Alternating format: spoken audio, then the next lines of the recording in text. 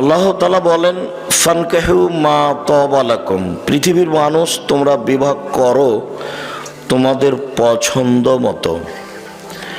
আল্লাহ এই আদেশ করেছেন, এর অর্থ এই নয় যে যেসব মহিলা দেখতে অপছন্দ তারা বাকি থেকে যাবে, এ কথা নয়। মানে কেউ ভাগ্য ছাড়া দুনিয়াতে আসেনি। প্রত্যেকটা পুরুষ নারী যখন মায়ের পেটে ৪ মাস, সেদিনই তার রুজি, ভালো মন্দ, ভাগ্য, জাহান্নাম জান্নাত লিখে দেওয়া হয়েছে। কাজেই কোনো নারী সুন্দরী হোক আর না হোক, তার বিবাহ কোথায় হবে, কিভাবে হবে, তা লেখা হয়েছে। তা বাস্তবায়ন হবেই সময়ের গতিতে। আল্লাহ এটা বললেন আপনাকে সান্ত্বনা দেওয়ার জন্য, আপনি যেন বাকি জীবন বলতে পারেন যে আমি দেখে শুনেই বিবাহ করেছি। কিন্তু ঘুরতে ঘুরতে ওখানেই যেতে হবে যেটা লেখা আছে, এর বাইরে যাওয়ার কোনো পথ নেই। পৃথিবী সৃষ্টির ৫০,০০০ বছর পূর্বে ভাগ্য লেখা হয়েছে। মায়ের পেটে যেদিন ৪ মাস, সেটাকে পুনরায় লেখা হয়েছে। মানুষ কে কি করবে, কোথায় থাকবে, কি খাবে, পৃথিবী সৃষ্টির ৫০,০০০ বছর পূর্বে এগুলো লেখা হয়েছে। সেটাকেই মায়ের পেটে ৪ মাস যখন, তখন পুনরায় বাস্তবায়ন করা হয়েছে। যা আমরা পৃথিবীতে এসে ভালো মন্দ ভোগ করছি, ১৯-২০ করার কারো কোনো ক্ষমতা নেই। এটা স্বাভাবিকভাবে, সামাজিকভাবে একজন আরেকজনের উপরে দোষারোপ করে থাকি। মাঝে মধ্যে আমি বলেছি, সেদিন আপনাদেরকে বলছিলাম যে ৩ শ্রেণীর মানুষের সাথে আল্লাহ কথা বলবেন না। ৩ শ্রেণীর মানুষ জাহান্নামে যাবে। তার এক শ্রেণীর মানুষ হচ্ছে মুকাজ্জিবুন বিল কাদারে, ভাগ্যকে যে অস্বীকার করে। ভাগ্যকে অস্বীকার করা হয় কিভাবে? যে আপনার ছেলে আর আমার ছেলে ঢাকা থেকে আসছিল, সিরাজগঞ্জে আপনার ছেলেটা গাড়ি থেকে নেমে গেছে, আর একটা গাড়িতে উঠেছে। ওই গাড়িটা সামনে অ্যাক্সিডেন্ট হয়ে গেছে, আপনার ছেলের হাত ভেঙে গেছে। এখন আপনি বলছেন, আহারে আমার ছেলে যদি আগের গাড়ি থেকে না নামতো তাহলে হাত ভাঙতো না। এটা হলো ভাগ্যকে অস্বীকার করা।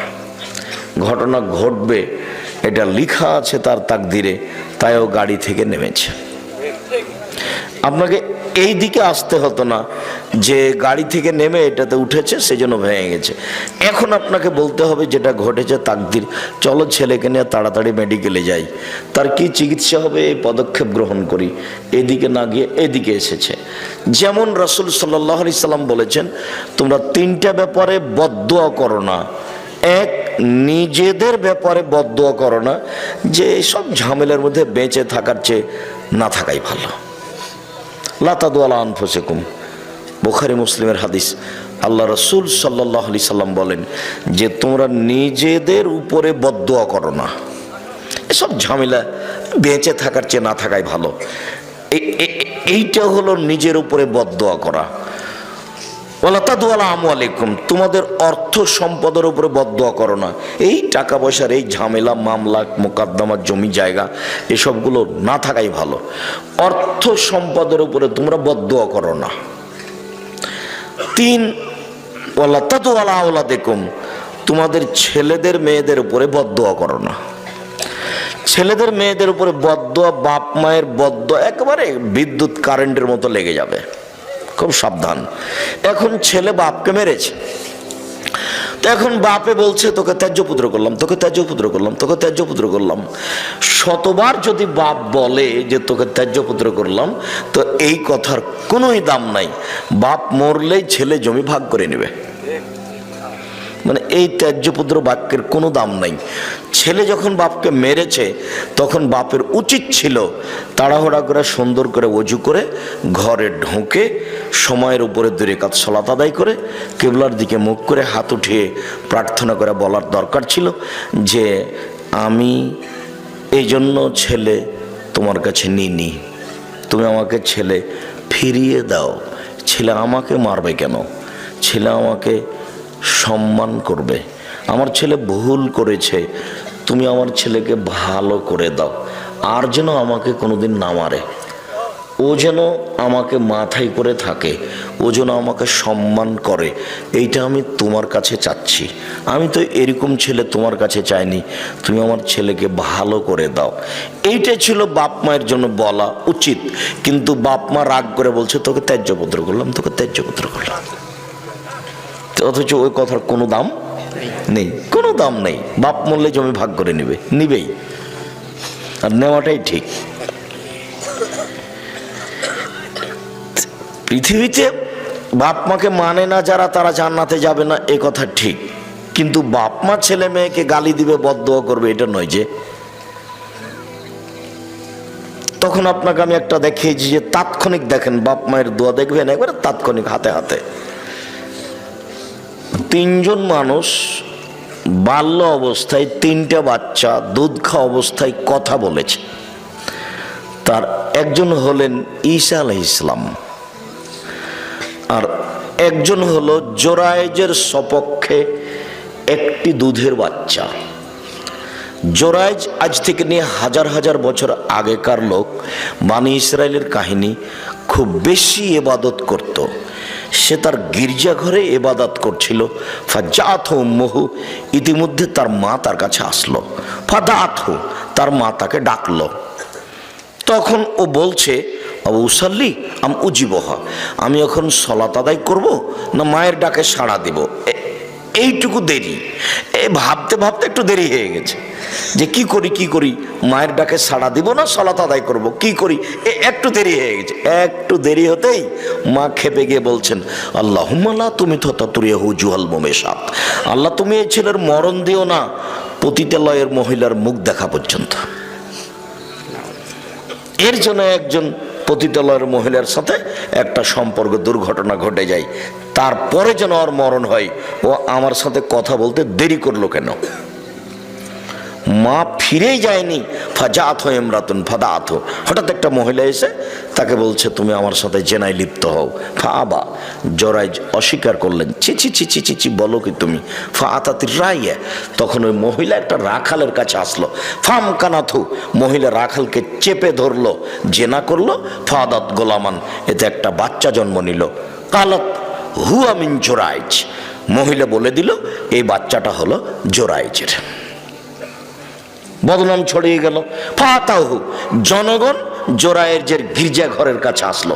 ফাকাসসারুহু, এসে তার গির্জাঘরকে একবারে ভেঙে চৌচির খান খান ধুলা ধুলা করে দিল।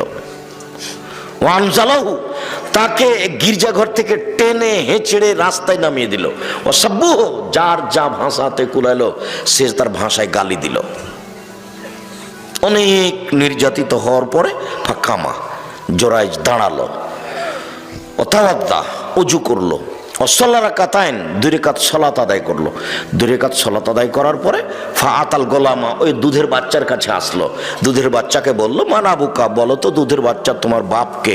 তখন দুধের বাচ্চা বলছে আবিয়ার রাই, আমার বাপ হচ্ছে রাখাল, ছাগলের রাখাল। এ দেখেন দুধের বাচ্চা কথা বলছে, আমার বাপ হচ্ছে গরু ছাগলের রাখাল।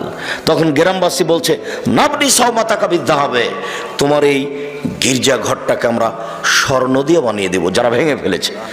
তখন জোরায়েজ বলছে লা ইল্লাবি তিন, না না না না না, আমার গির্জাঘর স্বর্ণ দিয়ে বানাতে হবে না, আমারটা বানাতে হবে মাটি দিয়ে।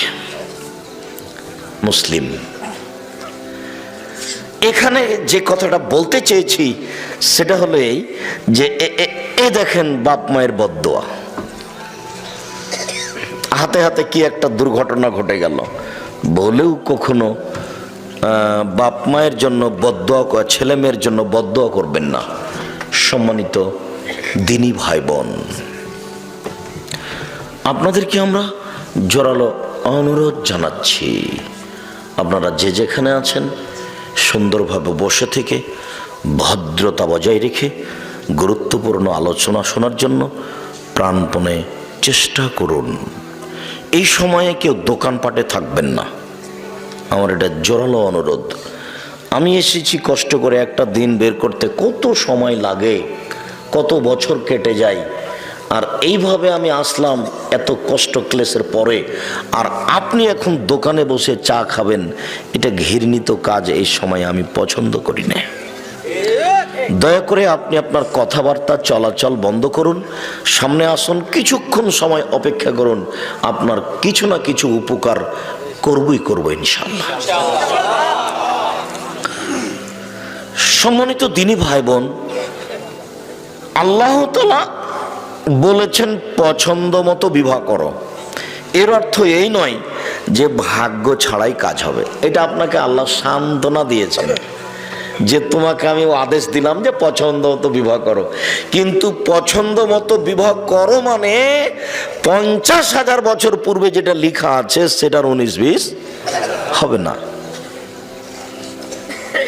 কাজেই ছেলের বিরুদ্ধে বদদোয়া করবেন না। ছেলে মেরেছে, ভুল করেছে, আপনি পাল্টা আল্লাহর কাছে হাত তুলে দোয়া করেন, আল্লাহ আমার ছেলে আমাকে মেরে ভুল করেছে, তুমি আমার ছেলেটাকে ভালো করে দাও। ওজনে এসে আমার পা ধরে বলে আব্বা ভুল হয়েছে, আমাকে মাফ করেন। আর এরপর থেকে সবসময় যেন আমাকে শ্রদ্ধা দেখিয়ে চলে। আল্লাহ তাআলা বলছেন ফানকিহুহুন্না বিইজনি আহলিহিন্না, তোমরা মেয়েদেরকে বিবাহ করো তার অভিভাবক মালিককে বলে, বাপকে বলে। এটা আল্লাহর জোরালো আদেশ। এই আয়াতের ভিত্তিতে আমাদের নবী মুহাম্মদ সাল্লাল্লাহু আলাইহি সাল্লাম বলেছেন আইয়ু ইমরাতিন নাকাহাত বেগাইরে ইজনি ওয়ালিহা, যে কোনো মেয়ে যদি বাপের অনুমতি ছাড়া বিবাহ বসে ফানিকাহুহা বাতিল, ফানিকাহুহা বাতিল, ফানিকাহুহা বাতিল, ওই বিবাহ বাতিল, ওই বিবাহ বাতিল, ওই বিবাহ বাতিল, কোর্টের বিবাহ বাতিল। কিয়ামত পর্যন্ত সময় থাকলে কোনো মায়ের বেটা কথা এইভাবে উল্টে ধরতে পারবে না। যদি ধরে তাহলে বলবে যে আমাদের ফেকাতে লেখা আছে, এইভাবে বলতে হবে। যে কোনো মেয়েকে যদি বলে এটা আমার বউ, দুইজন সাক্ষী, বিবাহ হয়ে গেছে, এটা লেখা আছে ফেকাতে। কিন্তু আল্লাহর নবী মুহাম্মদ সাল্লাল্লাহু আলাইহি সাল্লাম বলেছেন বাপকে না বলে যদি বিবাহ করে তাহলে সে বিবাহ বাতিল, সে বিবাহ বাতিল, সে বিবাহ বাতিল। কথাটি আল্লাহর নবী 3 বার বলেছেন জোর দিয়ে। তবুও হুজুর বলছেন যে চলবে। কি করবেন, করেন, কিছু করার আছে? কোনো পথ নেই। যদি আপনার মেয়ে 7 ছেলের মা হয় তবে ওই বিবাহ হয়নি, আবার বিবাহ পড়াতেই হবে। কোনো পথ নাই, যেহেতু বিবাহ বাতিল। শুধু তাই নয়, রাসূল সাল্লাল্লাহু আলাইহি সাল্লাম বলছেন লা তুজাব্বিজুল মারাতু আল মারাতা, একজন মহিলা আর একজন মহিলার বিবাহ দিতে পারে না, নিজে বিবাহ বসতে পারে না, বিবাহ দিতে পারে না। ফুফুতে বলছে ভাতিজিকে, ভাইয়ের মেয়েকে যে তোর আব্বা তো অমুক ছেলের সাথে বিবাহ দিবে না, তুই চলে আয় আমার বাসায়, আমি বিবাহ দিয়ে দিচ্ছি। ওর ফুফু কখন কখন পুরুষ মানুষ হয়ে গেছে। খালাতে বলছে এই কথা যে তোর বাপ তো বিবাহ দিবে না, তুই আমার বাড়ি চলে আয়, আমি বিবাহ দিয়ে দিচ্ছি। খালা এখন দায়িত্বশীল হয়ে বিবাহ দিয়ে দিচ্ছে বোনের মেয়ের। কত সাহস খালার!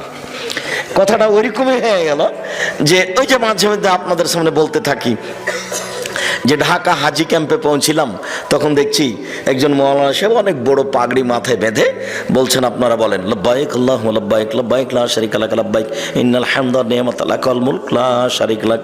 আল্লাহ তোমার দরবারে উপস্থিত, আমি তোমার দরবারে উপস্থিত, প্রশংসা তোমার, অনুগ্রহ তোমার, রাজত্ব তোমার, কোনো শরীক নাই তোমার। এই দোয়া পড়াচ্ছে। তা আমি বলছি ইমাম সাহেব এটা এখানে বলাচ্ছেন কেন? এটা তো এলামলামে বলতে হবে।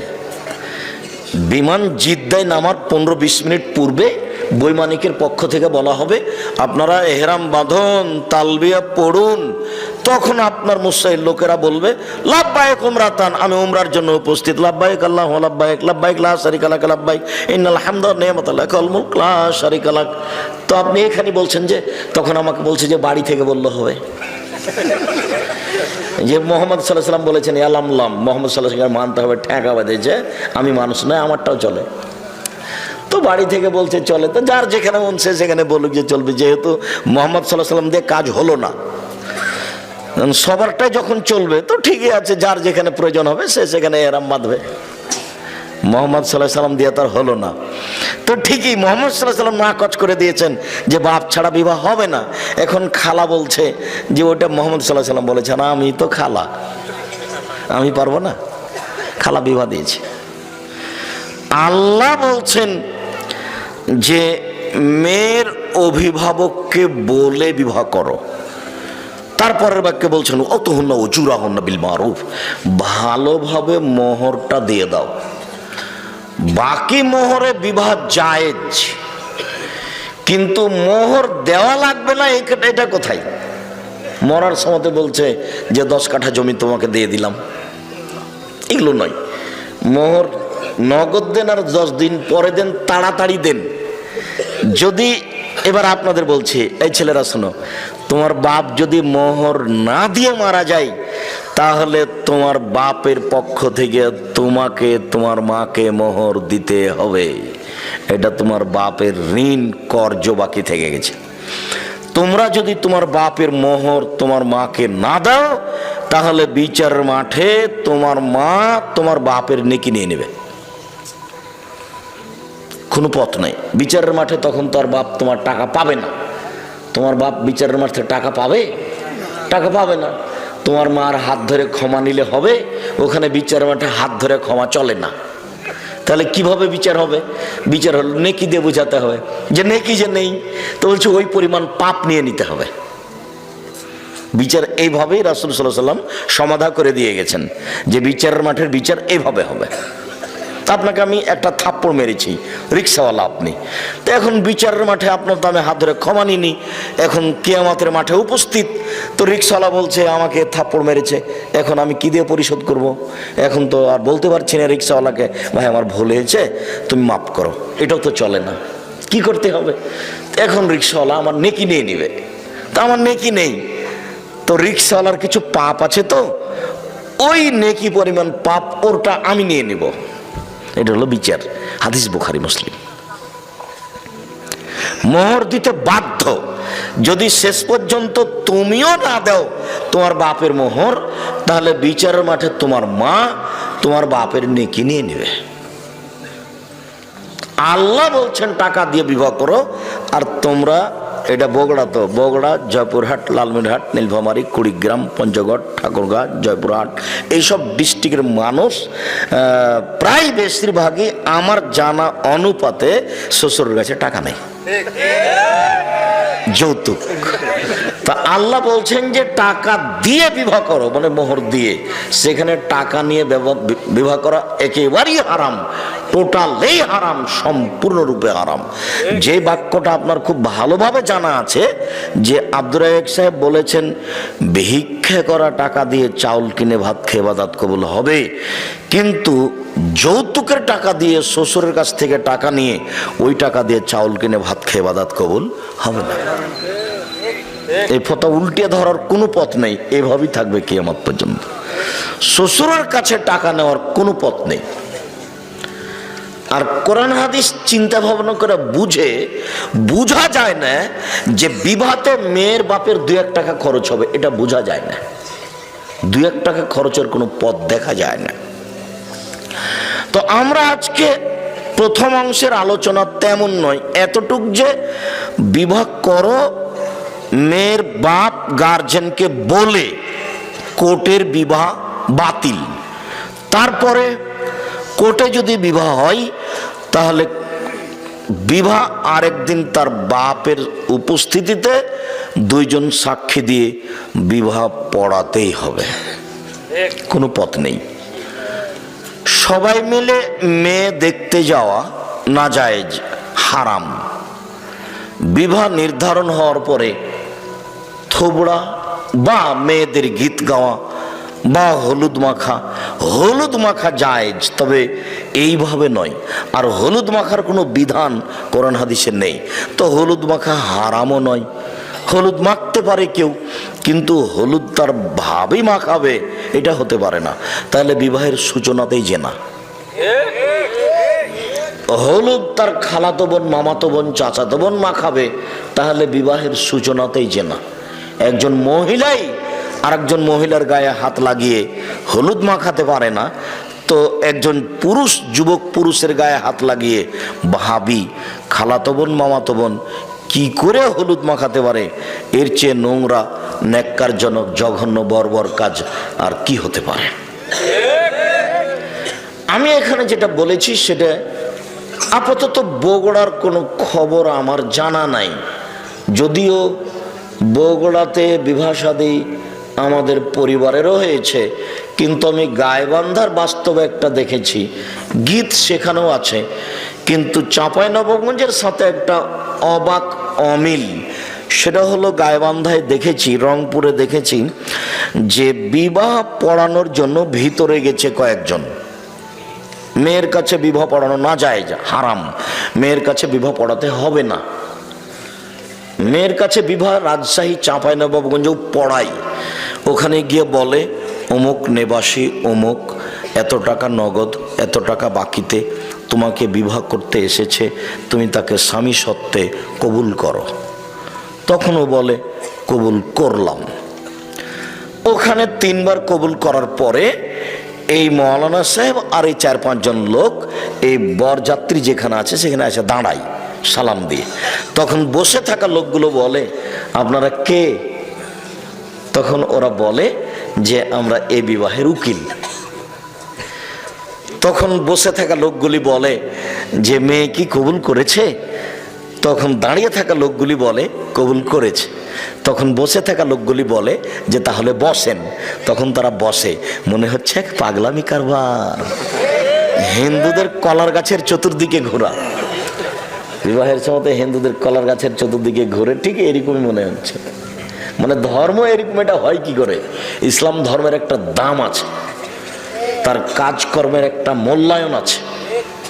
যে হোমসিকেলি বোকার মতো এতগুলি মানুষ ওখানে যাবে, মেয়ের কাছে বিবাহ পড়াবে, আবার এখানে দাঁড়িয়ে থাকবে মূর্তির মতো, তারপর ওরা বলবে যে কবুল করেছে, তারপরে হ্যাঁ, তারপর বসতে বলবে, তারপর বসবে। এসব নোংরা কাজ ইসলামে হতে পারে না। মেয়ের কাছে কোনো কথা নেই, মেয়ের বাপই ছেলের সামনে বসে থাকবে, আগে খুতবা হবে, তখন মেয়ের বাপ বলবে আমার মেয়ে খালেদা এত নগদ এত বাকিতে তোমার সাথে বিবাহ বন্ধনে আবদ্ধ হতে রাজি, তুমি তাকে স্ত্রী হিসেবে কবুল করো।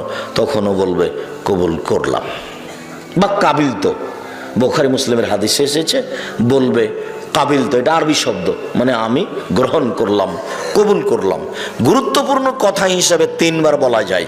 আল্লাহ রাসূল সাল্লাল্লাহু আলাইহি ওয়াসাল্লাম গুরুত্বপূর্ণ কথা 3 বার বলতেন। বিবাহটা 3 বারই পড়াতে হবে এ কথা নয়, একবার বললেও হবে, কিন্তু গুরুত্বপূর্ণ কথা হিসাবে 3 বার বলা যায়। যখন কথাটা শেষ হয়ে যাবে তখন উপস্থিত বৈঠকের লোকেরা বা ইমাম সাহেব বা মেয়ের বাপ বলবেন বারাকাল্লাহু লাকা ওয়া আলাইকা ওয়া জামা বাইনাকুমা ফি খাইরিন। আল্লাহ তোমাকে বরকত দান করুক, তোমাদের 2 জনকে বরকত দান করুক, তোমাদের মাঝে তোমাদের 2 জনকে আল্লাহ কল্যাণের উপরে একাত্রিত করুক, তোমাদের দাম্পত্য জীবন সুখী হোক। এইটা হলো দোয়া বিবাহের বৈঠক শেষে।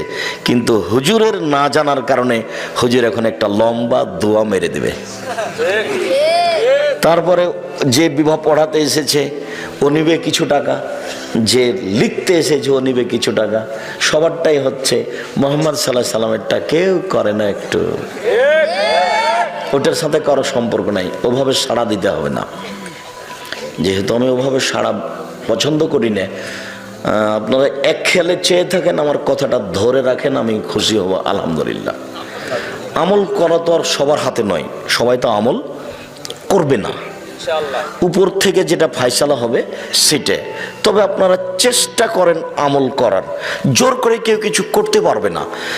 আল্লাহর নবীর চাচা আবু তালেবের মরণের সময় চলে এসেছে, তা আল্লাহর নবীও ঢুকেছেন ওখানে, আরো মুশরিকরা ওখানে আছে 2-3 জন। তখন আল্লাহর নবী বলছেন চাচা আপনি লা ইলাহা ইল্লাল্লাহ বলেন, বাকিটুকু আমি দেখে নেব। লা ইলাহা ইল্লাল্লাহ শুধু এই বাক্য কিন্তু অনেক দাম। লা ইলাহা ইল্লাল্লাহ মুহাম্মদ রাসূলুল্লাহ এখানে যোগ হবে না। একটু আগে যে আপনারা বললেন শেষ বাক্যে যে আপনারা বলুন লা ইলাহা ইল্লাল্লাহ, শেষে যোগ হয়ে গেছে মুহাম্মদ রাসূলুল্লাহ, ওই অংশ জিকিরে যোগ হবে না। এমনি তো সবাকে নিয়ে জোরে জিকির করাই না যায়, জোরে জিকির করার প্রমাণের কোনো পথ নেই। তো সবাই যে দেখছি যে মোবাইলে দেখছি খালি চিল্লাচিল্লি করে জিকির করে লাফ দিয়ে বাঁশের উপরে উঠে যাচ্ছে। এখন করছে তো কি করবেন, এখন তো আমাদের তো কিছু করার নেই। সাহাবী রাসূলের সামনে একটু খালি জোর করে বলেছেন সুবহানাল্লাহ, আলহামদুলিল্লাহ, আল্লাহু আকবার। তখন আল্লাহ রাসূল বলছেন, আই ইরবা আল আনফুসাকুম, চুপে চুপে জিকির করো। ইন্নাকুম লা তাদুনা আসামাল্লাহ গায়েব, তোমরা যাকে ডাকছো ও বধির নয়, তোমরা যাকে ডাকছো ও অন্ধ নয়। ইন্নাকুম তাদুনা সামিয়াম বাসীরা, তোমরা যাকে ডাকছো সব কিছু শোনে, তোমরা যাকে ডাকছো সব কিছু দেখে। অতএব চিল্লাচিল্লি কেন, চিল্লাচিল্লি কেন? চিল্লাচিল্লির একটা করতে গিয়ে ইহরাম বেঁধে জিকির করা, সেইটা জোরে অনুমতি দিয়েছে। ওখানে আল্লাহ নবী বলছেন ফাতানি জিবরাইল, এখনই জিবরাইল আমার কাছে আসলেন, ও আমার আনি, জিবরাইল আমাকে আদেশ করলেন যে আনামরাকুম, আমি তোমাদেরকে বলে দিব, আনতার ফাসাতকুম, তোমরা একবারে চিল্লিয়ে বলবে বিল ইহরাম ওয়া তালবিয়া, ইহরাম বাঁধা শব্দটা আর তালবিয়া পড়া শব্দটা একবারে চিল্লা চিল্লি করে বলবে। লাব্বাইক উমরাতান, আমি উমরার জন্য উপস্থিত, লাব্বাইক আল্লাহুম্মা লাব্বাইক, লাব্বাইক লা শারীকা লাক, লাব্বাইক ইন্নাল হামদা ওয়া নি'মাতা লাক ওয়াল মুলক লা শারীকা লাক, লাব্বাইক আল্লাহুম্মা লাব্বাইক, লাব্বাইক লা শারীকা লাক, লাব্বাইক ইন্নাল হামদা ওয়া নি'মাতা লাক ওয়াল মুলক লা শারীকা লাক।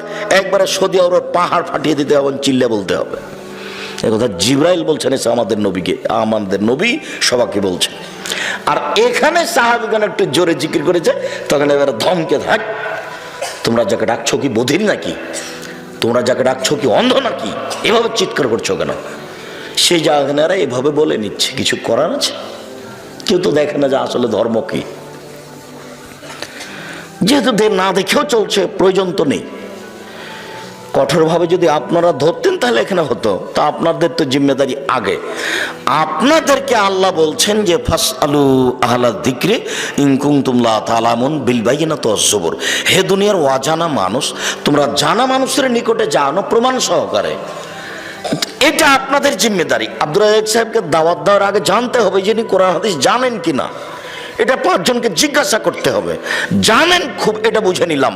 তারপরে যেটুকু বলেছেন সেটুকু প্রমাণ ছাড়াই কি বললেন, এটুকু দেখতে হবে। প্রমাণ ছাড়া ধর্মে কোনো কথা চলে না।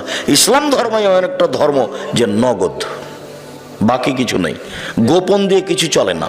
নগদ 30 পারা কোরআন, 90 পারা নয়, 60 পারা নয়, কিছুই না, এবারে নগদ, একবারে সব নগদ, কোনো জায়গা বাকি নেই।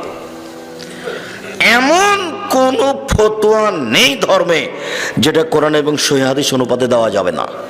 আমি একটা বক্তব্যে কুষ্টিয়াতে বলেছিলাম যে আমি দীর্ঘ সময় ধরে কলমে ফতোয়া লিখছি। আমি নিজে কলমে ফতোয়া লিখি প্রায় 20 বছর থেকে। এই ঘটনা অনুমান 10 বছর আগে হতে পারে। তাই আমি বলেছিলাম যে কোনো ফতোয়া কোরআন এবং সহিহ হাদিস দিয়ে দেওয়া যাবে, কোনো ইজমা কিয়াসের আশ্রয় না নিয়েই চলবে। এ কথা যখন বললাম তখন লাফ দিয়ে একটা সামনে থেকে লোক দাঁড়িয়ে বলল যে আপনি ফতোয়া দেন তো দেখি। 2টা মেয়ে একসাথে জমা ধরে আছে, 2টাই মেয়ে, পূর্ণ যুবতী, দেখতে সুন্দরী, পেশাব পায়খানা একসাথে হয়, অঙ্গ প্রত্যঙ্গ ভিন্ন ভিন্ন, কিন্তু গাটা গায়ের সাথে লাদানা লালেহার লাদানের মতো। মনে পড়ে কি আপনাদের? এইরকম 2টা মেয়ে। তো এখন এদের বিবাহের সময় এসেছে, বলেন বিবাহ কিভাবে দিতে হবে, ও আমাকে আটকাচ্ছে। কথা বুঝতে পারলেন না? তখন আমি বললাম যে আপনার জিজ্ঞাসাটাতে আমার একটা কথা মনে পড়ে গেল। সেটা হচ্ছে ওই অনেক দিন আগের কথা, ক্লাস 3 বইয়ে ছিল। ক্লাস 3 বইয়ে কি ছিল? মোল্লা দোপেজি, বাদশা বলছেন, মোল্লা দোপেজি জি জাহাপনা, আকাশের দিকে লক্ষ্য করুন তো। করলাম জাহাপনা। কিছু দেখলেন কি? না তেমন তো কিছু দেখিনি। 2টা কাক উড়ে গেল, দেখেননি? হ্যাঁ তা তো দেখলাম। এইবার বলেন এ দেশে কতটি কাক আছে? 9,09,999। যদি কম হয় তাহলে বেড়াতে গেছে, আর যদি বেশি হয় বেড়াতে এসেছে। মাপে তো আর হিসাব করেনি পৃথিবীতে। আচ্ছা আচ্ছা, ঠিক ঠিক ঠিক ঠিক। আচ্ছা মোল্লা তো পেয়েছি। ওইটা কি? ওইটা চৌবাচ্চা জাহাপনা। বলতে পারো তুমি চৌবাচ্চায় কত পেয়ালা পানি আছে? যদি বলতে না পারো তাহলে তোমার গর্দান যাবে। তা যাক জাহাপনা, তবে প্রশ্ন একদম সোজা, একদম সহজ। পেয়ালা যদি 74 সমান হয় 1 পেয়ালা, যদি অর্ধেক হয় 2 পেয়ালা, 4 ভাগে 4 পেয়ালা, 8 ভাগের ভাগে 8 পেয়ালা, 16 ভাগের ভাগে 16 পেয়ালা। আরে থামো থামো থামো, যা তোমাকে আজ মোরগ মুসাল্লাম খাওয়াবো। তো ঠিক এরকম হয়ে গেছে আপনার জিজ্ঞাসা তো জটিল নয়। আল্লাহ বলেছেন লা ইউকাল্লিফুল্লাহু নাফসান ইল্লা উসাহা।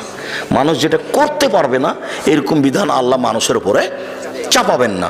আপনি এখন বড় ডাক্তারের কাছে আশ্রয় নেন, বড় ডাক্তার যদি বলে যে পৃথক করা যাবে, করতে হবে।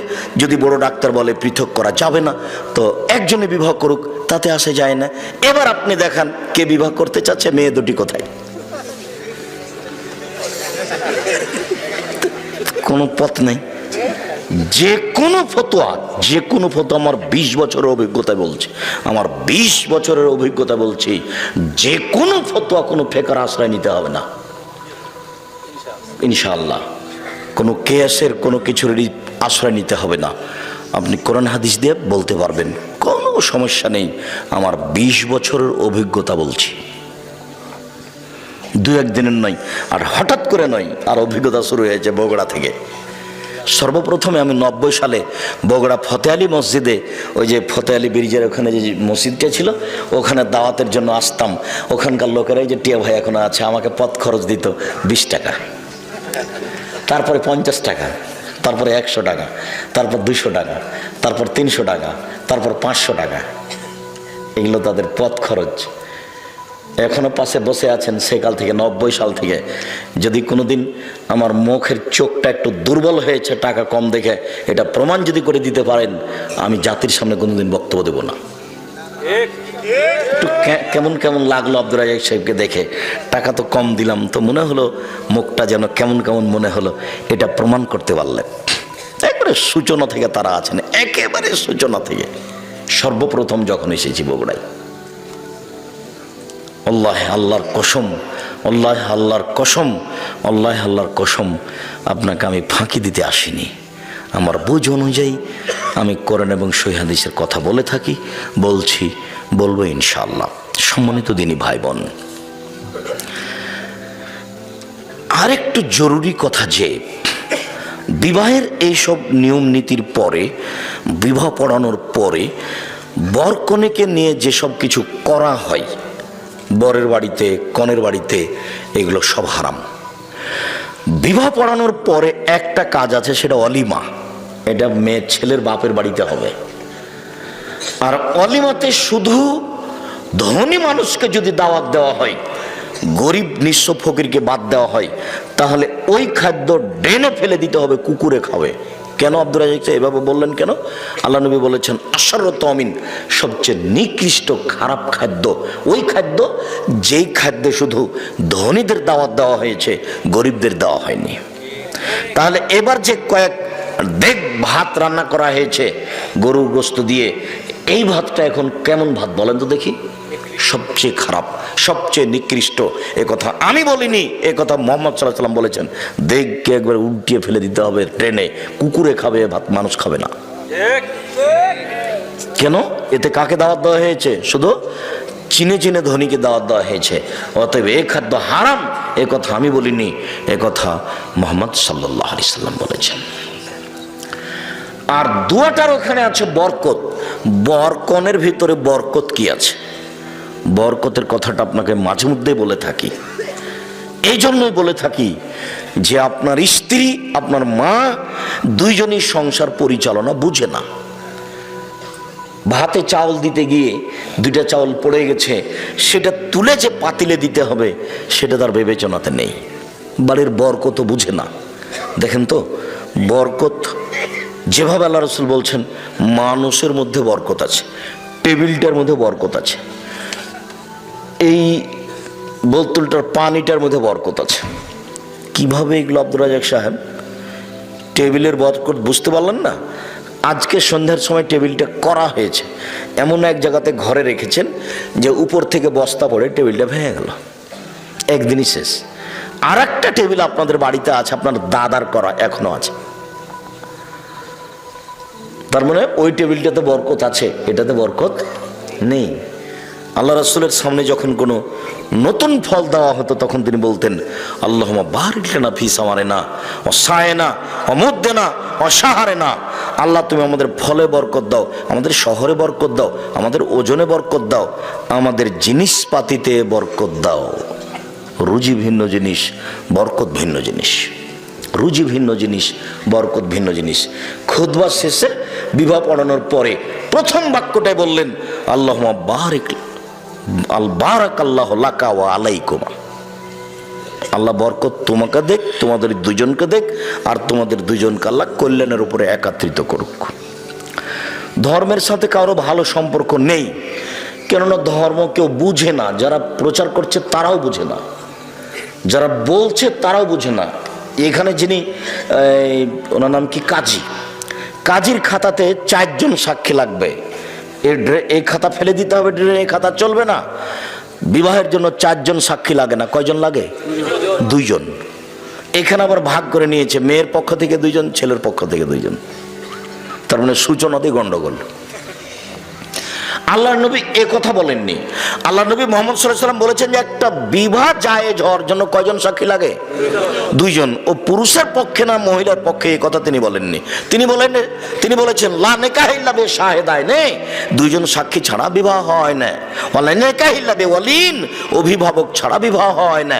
2 জন সাক্ষী ছাড়া বিবাহ হয় না, 1 জন অভিভাবক ছাড়া বিবাহ হয় না। উকিল বাপ হারাম। নোয়াখালী, কুমিল্লা, পটুয়াখালী, সিলেট, চট্টগ্রাম, ওইসব ডিস্ট্রিক্টে উকিল বাপই বাপ, ওর সাথে মরা পর্যন্ত জামাই মেয়ে সম্পর্ক রাখে। উকিল বাপকে ডেকে নিয়ে আসে, দাওয়াত খায়। যতদিন পর্যন্ত উকিল বাপ বেঁচে আছে ততদিন পর্যন্ত নিজের বাপের যে দামি মানুষ কে? উকিল বাপ। কথা বুঝতে পারলেন না মনে হয়? উকিল বাপ ধর্ম বাপ নয়। বিবাহের দিন যাকে উকিল করা হয় গার্জেন হিসেবে, জি, উকিল বাপই হারাম। বাপ বেঁচে থাকাকালীন উকিল বাপ চলবে না, বাপই তো উকিল। এটা আরবি শব্দ, যার হাতে বিবাহটা সমর্পণ করা হয়েছে। তো আল্লাহর নবী বলছেন যে বিবাহ সমর্পণ করা আছে বাপের হাতে। তো বাপকে বাদ দিয়ে জ্যাঠো কি করে এখানে উকিল হয়ে গেলেন? গ্রামের মলক কি করে উকিল হয়ে গেলেন? সেই উকিল বাপই চলছে বাকি জীবন বাপ হিসাবে। তাকে সম্মান করা, তাকে সময়ে কাপড় চোপড় দেওয়া, এইভাবে কত ডিস্ট্রিক্টে বাংলাদেশে, ভারতে, পাকিস্তানে উকিল বাপ চলছে। উকিল বাপ হারাম। বিবাহে কোনো উকিল বাপ ঢুকতে পাবে না। বিবাহের পরে যেটা সেটা অলিমা। এরপরে ছেলে মেয়ে জন্ম নিল, তাদের ব্যাপারে চিন্তা ভাবনা। আমরা আপাতত প্রথম অংশ শেষ করলাম। এভাবেই 2-1টা টানা কথা বলে, আমি কথাতে যেহেতু বগুড়ার খবর জানা নেই, কাজে আমি চাঁপাইনবাবগঞ্জের ভাষার কথা বলে থাকি, চাঁপাইনবাবগঞ্জের গতির কথা বলে থাকি। যে রাজশাহী, চাঁপাইনবাবগঞ্জে বিবাহের শুরু থেকে এমন কোনো কাজ নাই যেটা জায়েজ। একটা কাজও জায়েজ নয়, সবই হারাম। ওইভাবে বিবাহ চলছে শুরু থেকে নিয়ে শেষ পর্যন্ত। একটা কাজও জায়েজ নয় বিবাহের, সবই হারাম। এই এলাকা তো হতে পারে যে শুরু থেকে নিয়ে শেষ পর্যন্ত একটাও জায়েজ নয়, সবই হারাম। এইবার পারিবারিক জীবন, স্বামী স্ত্রী সংসার।